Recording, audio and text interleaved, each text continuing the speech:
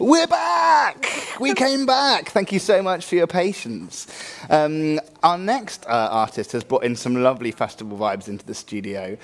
She goes by the name of Humorous, moved to London when she was 17 to be a jazz singer, and here she is with some of her own music for us. Take it away, Humorous.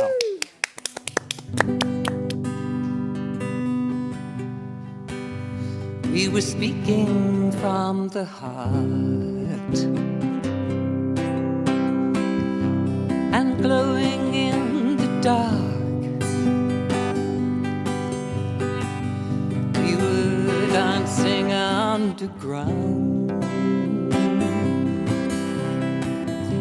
and passing round and round. We were stepping through the night. Now we're coming out into the light. Now there's someone you might know coming up from down below. And there's something you might say if he chanced along this way. I'm not looking. I'm not looking for a fight. I'm just looking. Yes, I'm looking out into the light. Now if you're waiting to be seen at a doorway in between, you'll find they'll all forget your name till you know why you came. I'm not telling, no, I'm not telling wrong from right. But is this the way? Is this the way out into, the light? Now I was talking to myself as I climbed down off the shelf. She can make a blind man sing. Yes, she can make a blind man sing, and she can disconnect her king. She can give the blind their sight. As I stumble, I'm stumbling out into the light. Now we were speaking from the heart and glowing in the dark. We were passing round and round and dancing underground. We were stepping through the night. Now we're coming. Oh yes, we're coming. Won't you come with me? Oh yeah, out into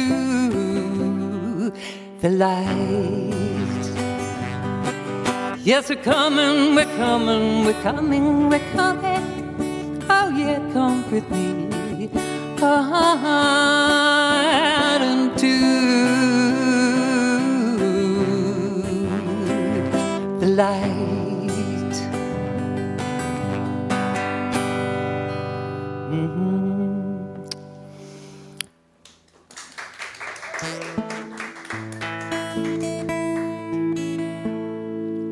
This is called Poison Ball.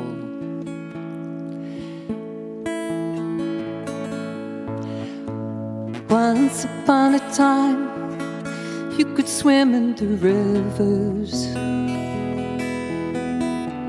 And once upon a time, you could play in the sea. Once upon a time, the air was sweet and once upon a time, the dirt was clean. I sometimes wish I was living once upon a time, but I don't mind. I'm glad to be living at all. What kind of present shall we give the children?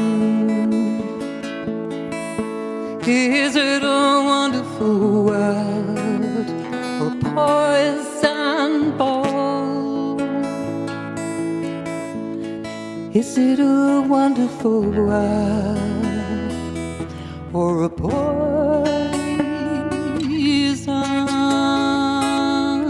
ball?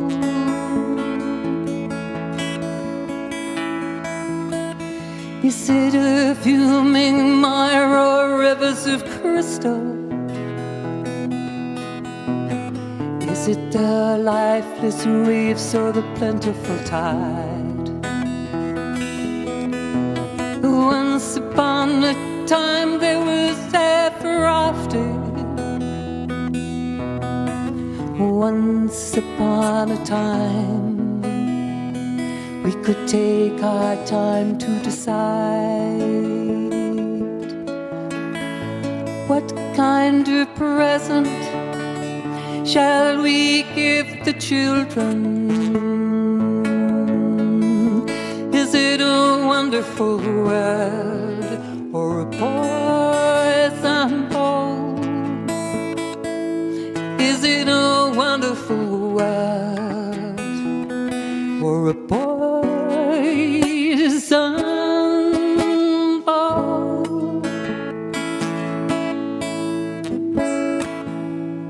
Once upon a time, there was nothing but nature. Then once upon a time, a spectacular creature, that's us, by the way, dreamed up an unheard thing called the future. Dreamed up an unheard thing called the future. I sometimes wish I was living once upon a time, but I don't mind. I'm glad to be living at all. What kind of present shall we give the children?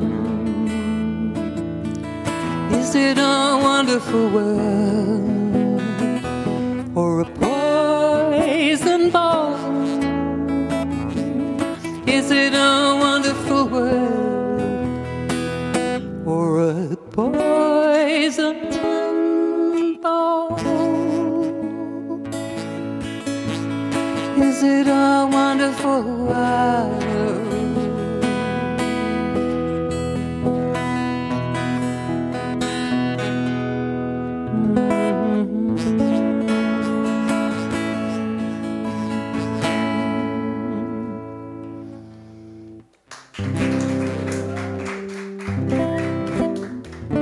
Thank you. This is my Crystal Palace song. Some of you out there might know it, and you might like to join with the chorus.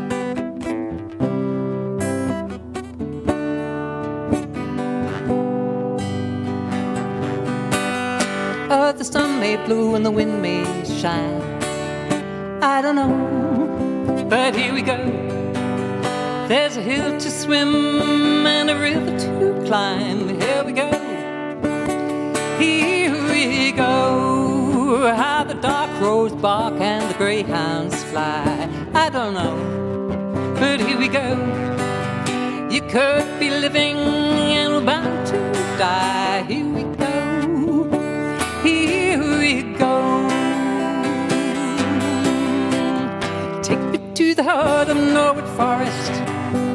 Take me to the top of the Gypsy Hill. Wouldn't you like to go like the Crystal Palace? Stand for 80 years, then burn your fill.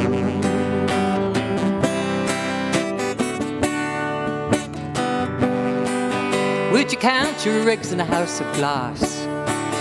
I don't know, but here we go. 10,000 things and they'll all must pass. Here we go. Here we go. Take me to the heart of Norwood Forest. Take me to the top of the Gypsy Hill. Wouldn't you like to go like the Crystal Palace? Stand for 80 years, then burn your fill. Stand for 80 years, then burn your fill. Where the great bird with one eye sees all the passers-by, and the great tree with one root, there are a billion fruits.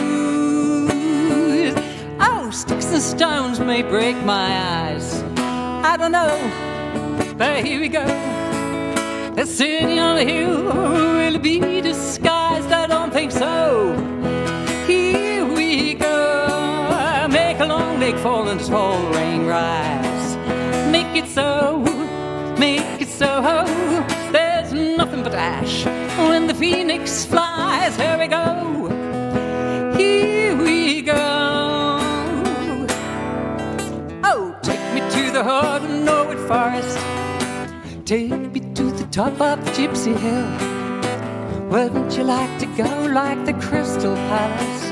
Stand for 80 years, then burn your fill. I said, take me to the heart of Norwood Forest. Take me to the top of the Gypsy Hill. Wouldn't you like to go like the Crystal Palace? Stand for 80 years, then burn your fill. Stand for 80 years, then burn your fill. Stand for 80 years, then burn, burn, burn. Burn, burn, burn. Your fill. Yeah, Crystal Palace. Thanks so much, Emerald. Oh, morale. I know what I want to be when I grow up. It's as cool as that. So now we've got a film from the Teatro Vivo agency, and they were the Grimm collectors, and they asked a load of people in lockdown for their stories, and I think the film's coming up any minute.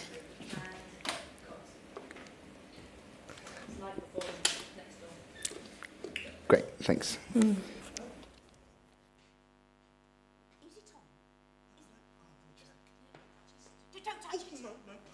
Don't touch it. I think it's on. Is it on? Hello, I'm Ilse Grimm. And I'm Otto Grimm. Lovely to meet you. Yes, and we're not in a band. No. We're actually direct descendants of the Brothers Grimm, who collected the famous household tales. Wilhelm Grimm was our great grandfather. And we're continuing the family business. We run the Grimm's collecting agency. We have been commissioned by Crystal Palace Festival and Teatro Vivo to assess the people of Crystal Palace. Now, we have spent 3 days asking questions and asking for stories from the amazing people of Crystal Palace. We've found many interesting stories, haven't we? We have indeed. And we are very excited to share them with you. Yes, now, as you may or may not know, listening to stories gives you enormous health benefits. Yes, we are quite healthy, having listened to so many stories last weekend. And over the last 2 days, we have collated and curated your stories. And they seem to have fallen into 5 distinct categories. 6. 5. 6. We're not doing that category. Why not? What's wrong with the poo category? It's too early for stories about poo. Why? Otto. And these categories will help us to understand the state and feeling of the people of Crystal Palace. By far the largest category was community. Many of the stories that you told us involved a sense of community spirit, of coming together, of mutual respect. We heard one story from Bernie, the landlord in the Royal Albert. Do go and have a tipple if you're passing. He's got a lovely collection of ceramic pots above the bar. Esther Ranson's been in his pub, and if you go in there, Bernie will tell you very proudly that Esther Ranson likes his jugs. We are the story of Christian's skating family. So Christian, to combat the isolation of this sad spring, started skating every single day. Sooner or later, he started collecting a family, a community of skaters. Now there are over 38 of them, ranging from the ages of 7 to 68. Yes, and many of the people we talked to were strangers, talking to each other as if they'd known each other for years. But Richard warned us not all strangers are friendly in Crystal Palace. He had a man with long, black hair and big yellow teeth arrive at his door. He turned out to be a robber. Oh, and let's not forget about Andy, who used to run a leather shop right here. Now, it was a place where people from Hell's Angels and people who wear lederhosens could meet. Now, if that's not a community, I don't know what is. But the story we really want to share with you that brings out Crystal Palace's sense of community is called The Lost Child of Crystal Palace. In the year 2020, no one worked and everyone listened to the birds. One morning, a mother with her 3 children went to the park, as they did every day, once a day, to play and to learn. That particular morning, the mother was teaching her daughters and her son Jonas, who was her favourite child.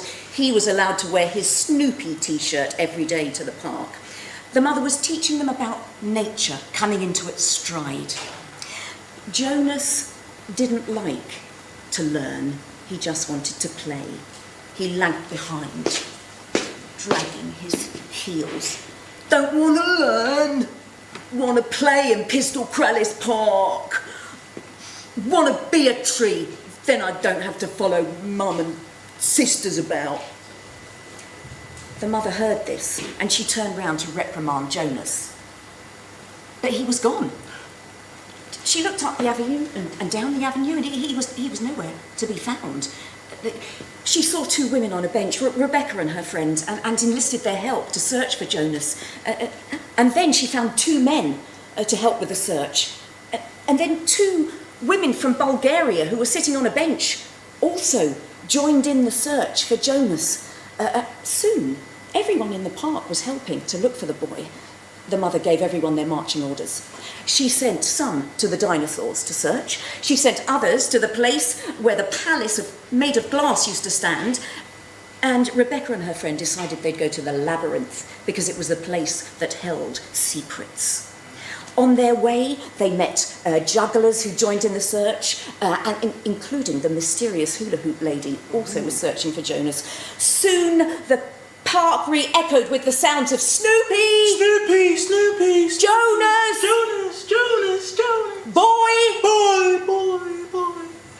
Deep in the labyrinth, Rebecca and her friend crept further inwards to the dark centre of it until they turned a corner and bumped into 2 women in hijabs who were quite concerned, but then soon joined in the search as well. However, when the sun was beginning to set, Rebecca and her friend sadly had to go back to the avenue of trees to find the mother and her daughters, to tell them of their failure. When they got there, the mother and the daughters were gone. But Rebecca noticed that in the middle of the avenue were 4 little new green trees that hadn't been there before. One of those trees was lagging behind the others. The end. Amazing, Elsa. Thank you. Another category that we observed was that of love. We found many stories of love, as we always do when we're collecting stories. It seems to be a common theme everywhere, but especially in Crystal Palace. There were stories of wedding dress shoppers, relationships, and my favourite, the story of the lockdown lovers. Ooh, now Robin and Lucy had known each other for many, many, many years. Lucy was working as a professional musician in Berlin, but she came to London for a job. Unfortunately, she became stranded here, so Lucy decided to live with Robin. Now, they fell in love in lockdown. You could say Robin made Lucy's heart skip a beat, but her heart kept on skipping and she had to make a few trips to the hospital. But luckily, there's a happy ending. Now, I love love. I love love, so I had to write a song about it. Shakespeare said, if music be the food of love, play on, right? We're supposed to be telling stories, not singing. I think music is a very viable way to tell a story. I think they would agree as well. Yes, all right. Oh, thank you. I call this one Lockdown Lovers. Let's make sure there's a...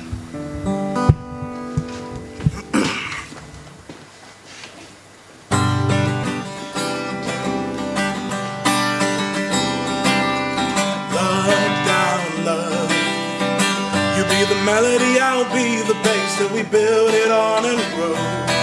From London to West End.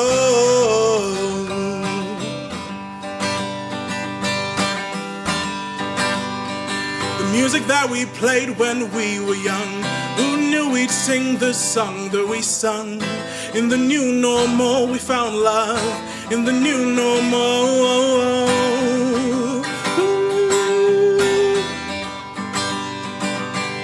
The irregular beating of your heart starts, and the fear that we might be apart swells inside of me. Now, like an orchestra, we've lived, we've played, we've loved together in unity. So, all I can do is support you. And it scares me. But you are my new normal. Lockdown love. Lockdown love. Lockdown love. You be the melody, I'll be the bass that we build it on and grow. From Berlin to West End.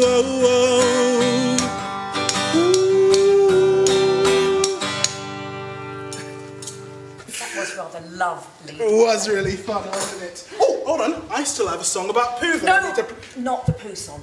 Don't be such a spoiled sport. Not appropriate. I'm sorry. It's never appropriate. You're not all lovers here in Crystal Palace. We've heard some stories about past fighting too. In World War II, bombs were dropped. In fact, we gave this category all of its own, the title of bombs. We heard about bombs dropping on the Paxton Centre in World War II, and we also heard the story of 2 World War II live mortar bombs being kept in a shop in Crystal Palace for 18 months, completely illegally, Andy. But fortunately, they were sent far away to a farm and detonated by the bomb squad completely safely. Beautiful. But we want to tell you the story that Stephen Sin told us, and it's called The Bomb in the Basement. Otto, I need your help. And Stephen is originally from Liverpool, so get your Liverpudlian accent ready. Oh, Liverpool accent. Yeah, sure, I can do that. In 2002, Stephen and his wife bought a very ordinary 3-bedroomed family home in Crystal Palace. Then 4 years ago, I'm afraid Stephen lost his job and was made redundant. Now, with all that free time, what was Stephen going to do with it? He decided to undergo a project. He was going to clean up the whole basement So he was there doing bits and bobs, and he found something a little bit strange, something weird, metal, cylindrical, heavy, and with a strange symbol on it. And he thought he recognised it, but he didn't really think much of it. So he put it back, and he went upstairs and had dinner with his wife.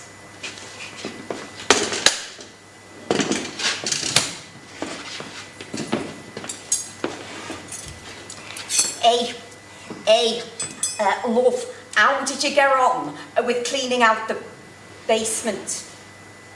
Actually, Otto, Liverpudlian is quite difficult. Yeah, I thought so. Yes. Well, why don't we just go for like a general, somewhere around the north-ish? General Northern? Yes. Good idea. All right, love. I'm good, love. How did you get on cleaning the basement? Well, you see, I was doing bits and bobs, you know, but I found something quite strange, something I ain't never seen before, you know. Well, what do you mean? What was it like? Well, it was cylindrical and like heavy, but I don't think it was like a boating thing or anything like that. I ain't never seen it before. You could almost say it was bum-like. Bum-like? No, but bum. Oh, bomb? Like Yeah. a bomb? No, bum, but like. A bum, but adjacent, you see. Oh. Well, I tell you what, love. Let me look in this encyclopedia. See if I can find it. Cylindrical, you say, metal, Yeah. with a symbol on it. Symbol, yeah. Yeah. Did it look anything like that? Oh, yes, that's it. See, that's an incendiary bomb from World War II.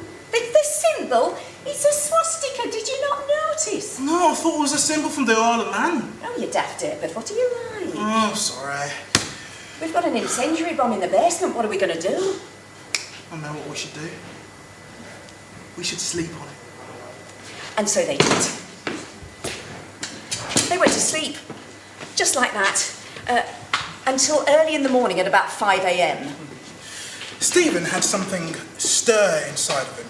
Something told him to go downstairs and take care of it. So he went downstairs, went to the basement, got the bomb, and then went towards the garage, and then chucked it into the garden. And then went back to bed. And slept soundly till 8 a.m. when he and his wife woke up and thought they really ought to call the bomb squad. And so the bomb squad arrived and confirmed it was indeed a World War II incendiary device. But thankfully, it was a dud. The end. The end. Now, another category that we have noticed is animals. Now, Crystal Palace's love for animals runs deep from a story that we have told. Now, this is the story of the Crystal Palace elephant. Long ago, when the Crystal Palace stood high and tall, an elephant was exhibited there, but the elephant escaped. It took 2 days to find him, and he ended up all the way in Sydenham. That's how big Crystal Palace is.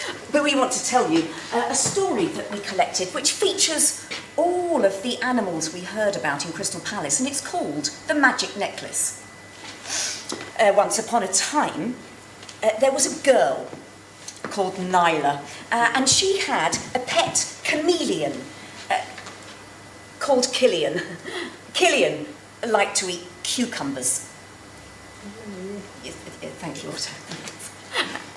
One morning, as Killian was eating his breakfast, he noticed something in the cucumber patch. It was purplish and blue. It was a necklace. And Nyla put it on. And as soon as she did so, she lost her memory. She didn't know who she was, she didn't know where she was, and she didn't know what Killian was either. Killian, the chameleon, thought, we need to do something about this. Who can help us? Roscoe, the rescue cat. That's who. Thank you, Mark. Roscoe, the rescue cat, was visiting his girlfriend on the Waldegrave Road. I don't really know the problem, but Nyla seems to have lost her mind. When I'm lost, people put a notice up about me to see if I can be found. why don't you put a notice up with a picture of Nyla's mind to see if it can be found? Great idea, and they did that. It didn't work. So they had to go to their other friend, Sam the squirrel. That's you, Mark. Mark is our lovely assistant. He's local. Mark, it's a squirrel. Thank you. Sam the squirrel was very clever. She could cross the road in the park during the bike race, travel around in some bike spokes, and then come out the other side completely unhurt. She was very clever. She looked at the necklace and said... She said the necklace is made out of forget-me-not flowers. That's probably made Nyla lose her memory. Forget-me-whats?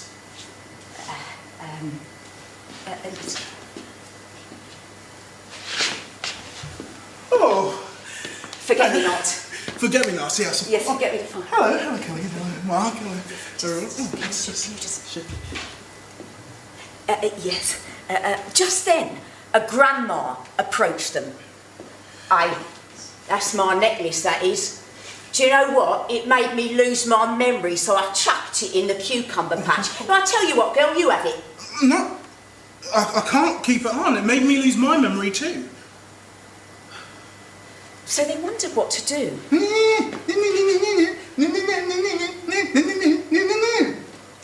Sam the squirrel did indeed provide the answer. She said, why don't you bury it in the ground like I do with my nuts? And then, when the flowers grow, each forget-me-not flower will be a memory of Crystal Palace. And that's what they did. The end. Wonderful. Do you know what else animals do? They eat. Yes, they eat, they love, they also poo. Now, we have collected a lot of poo stories, and I think it would do a disservice to the community. Do you even make Mark do a sign? I think it has legitimate purpose, and we should be true to the stories of the community, and if that means poo, then it means poo. I think we've just got time for the poo story. I made a song. The poo song. Oh, I'm excited about this one. I'm sorry. If you know the lyrics at home, join in.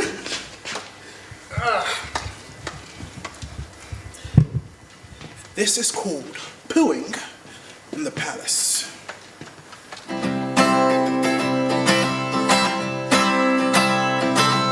Pooing in the palace, Crystal Palace pooers everywhere. Crystal Palace pooers on a Monday or a Tuesday, or make her house from a loo day. Santa had some bad luck. Once a pigeon pooed right in her eyes. Walking through the triangle, suddenly a bird released next to a leg. Close, she said, the wind it created was fast enough to name it. Shit wind! Shit wind!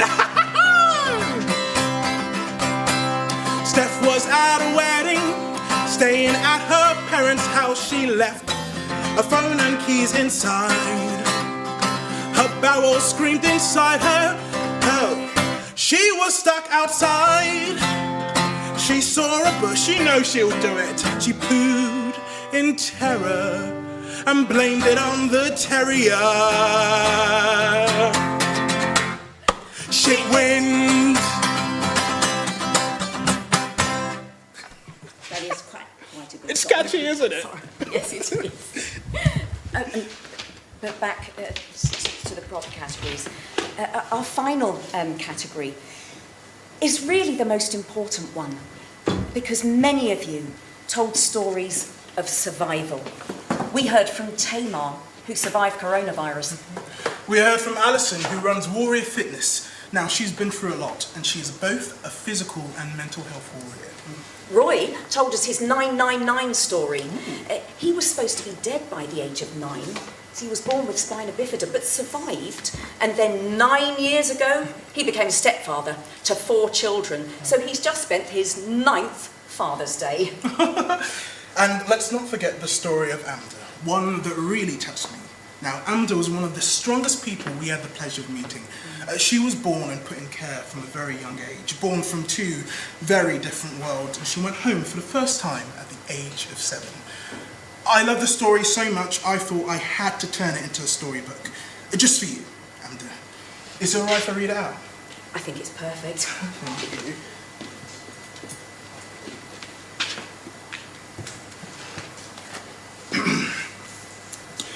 This is called There's No Place Like Home. There's no place like home. Born from the magical marriage of a Nigerian Muslim and a white Jew, these two worlds came together to create you, Amanda. You won't know your mother for 15 years. That burden you bear with your brother will be your strength. But there's no place like home. The world isn't fair. A child placed in care. You wonder, where is home? You're not sure, but you know there's nowhere like it. Tommy Price and you, two of the lucky few who had fathers due every Saturday or Sunday. What a day, Tommy tells you. There's no place like home. You see, this Sunday was special. Tommy and his dad went out. Tommy went home. At the ripe age of 7, the longing grows for this place they call home. Can I go? You ask, with hope in your heart, a sunny Sunday smile on your face. Your father's surprised, but there's no time to waste. He talks and talks and talks to many people. So for the first time in forever, you went home. Smiling, you say, there's no place like it. The end. Thank you, Ollie. That was really rather wonderful. Thank you. And so, Crystal Palace, we'd like to present you with our story-finding conclusions. We have found that Crystal Palace has a big sense of community. It has a rich history of bombs and burning buildings. We have found out that you guys are lovers, not fighters. And you really do like your animals. You also have the most amazing poo stories in the world. But most of all, we discovered that you're survivors, which will stand you in good stead in hard times to come. Everything will be all right if you just keep leaning on each other. We'd like to say thank you to every single Crystal Palace resident who lent their stories for us today to tell. We'd love to sing a song to say thank you.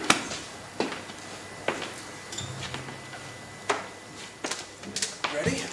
I think so. All right, let's do this. Not normally a singer. Oh, she's brilliant.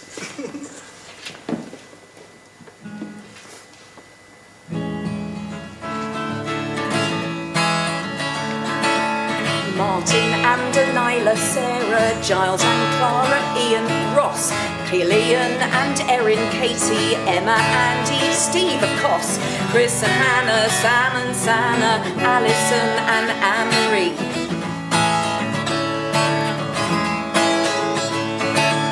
Patsy, Carol, Tamar, Julia, David, Daphne, Ben, Asim, Bernie, Christian and the skaters, traffic wardens, Roy, Louise, Tom, Diana, Des and Hannah, Richard, Ava, Emily.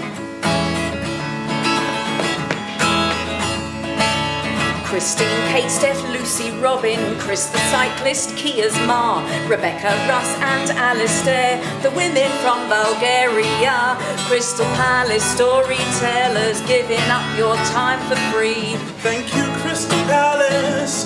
Thank you, Crystal Palace. Thank you, Crystal Palace, for all you've done. Though times are hard, you'll go on. Thank you, Crystal Palace, for all you've done. Though times are hard, you'll stay strong. Thank you, Crystal Palace, for all you've done. Though times are hard, you'll stay strong.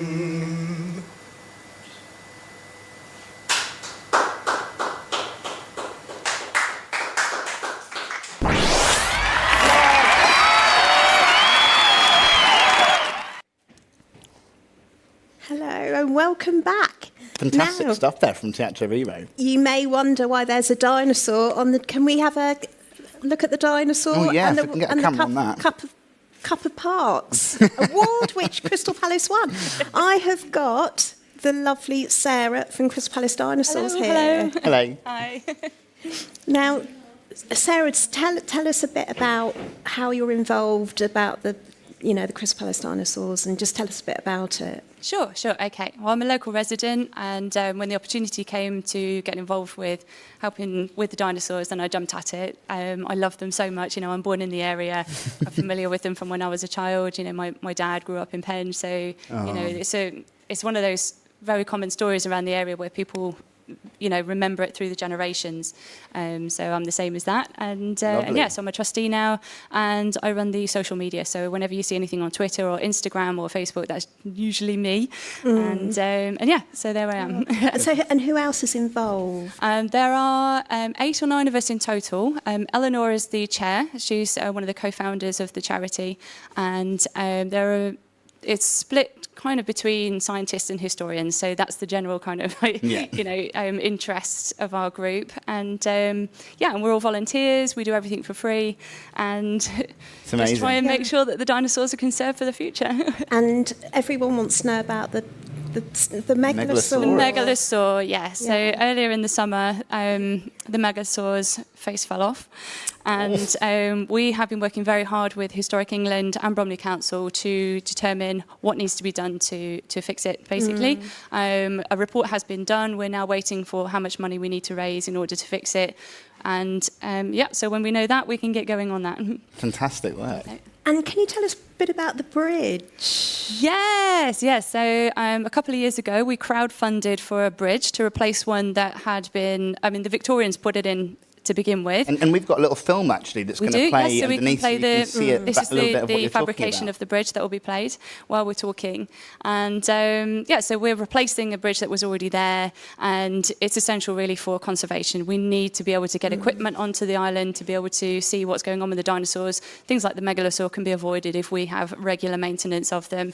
And in addition, once we have the capability for maintenance, that means that we can apply for bigger funding to make sure that they are properly conserved. Okay, And, so really important. Tell us a bit more about the bridge. The bridge itself, it's beautiful. Yeah. You can see there as it's being constructed. It's incredible. Yeah, so this is designed by an architect called Tonkin Liu.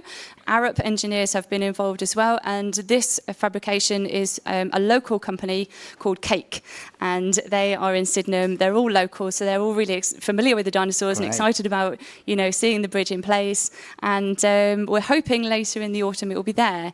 And you can see the gorgeous design. So this is looking at sort of evolution. It's looking at the structure of a fish's rib cage. So that's what we're looking at there. It looks. I was going to say it looks a little bit like a prehistoric thing. It actually won a Royal Academy Award last year for the design because of the sustainability of it. It's recyclable material. It is made from one single sheet of laser cut steel. Wow. And the whole thing is dipped into galvanizing zinc in order to make sure that it's very low maintenance. So that means it's cheaper in the long run because we won't have to do so much to maintain it. And how was the bridge funded? How was it? That was completely crowdfunded through a scheme through the Lord Mayor of London's, the Mayor of London's office and a company called Space Hive. And we've seen it in the area before with the Library of Things, and also the Friends of Gypsy Hill used it as well. And we received £30,000 from the Mayor of London's office, plus individuals and companies also donated as well. And we managed to reach our target with the help of Slash from Guns N' Roses. So I can't forget that. What a dude. If you couldn't get any cooler, Slash from Guns N' Roses. Phenomenal. Correct, yes. Brilliant. So basically, we'll be able to go over onto the little island, or will it be It will definitely be restricted. The design of the bridge is that it will pivot so that if someone wanted to get onto the island, they would have to probably jump around 2 or 3 meters of water. Currently, people are getting onto the island. This is, some part of the problem that we're seeing with the water levels being so low. But we're hoping that once the water has been sorted out, then, people won't be able to get onto the island unless that bridge is in the correct position, and then we can get conservators on there. But we can also do tours as well for local people and anyone who's interested. We're hoping to do that a lot more often. Oh, fantastic. So what does the future hold for the Crystal Palace dinosaurs? Hopefully, some funding so that we can get them maintained and conserved. How can we do that? How can the people of Crystal Palace? We are very active on social media, so you can follow us on Twitter, on Instagram, and on Facebook as well. You can check our website, which has loads of information on it about the sculptures themselves. So if you wanted to know anything about the sculptures, it's all on there, and we will always keep people up to date with any funding that we need. Currently, we're just waiting to hear about the megalosaur, and then once we know how much we need to raise, we'll be on it. The information will be there. Oh, fantastic!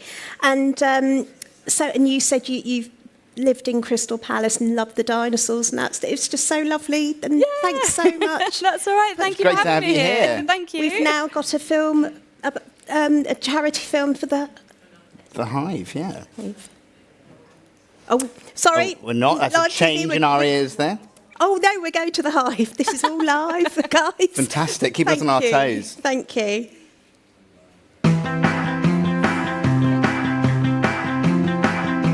I'm Danny Simpson, and I'm a spa minister at St. John the Evangelist up in Norwood. The project here is a project that is open to the community and basically is open to everyone. And we have a mixture of people coming in. We have some people with learning difficulty, we have some people with mental health issues, we have some people who just come for company. And basically what we provide is a safe environment, a safe space, but also opportunity for people to do activities if they want to. The best thing about being here, the eclectic community, Father Little John. They provide a meal for people, but some come for the music, some come just to get out of the house, some come for the Hive Garden, which is round the back. But we are a really lovely little community here. It's nice to come and have a meal and chat to people, associate with good people. In the future, I would like to see more choir work. Clearly more people to give food to would be a good thing, because there's a lot of hungry mouths out there. And it's a great place to come to. You meet some great people, and long may it continue.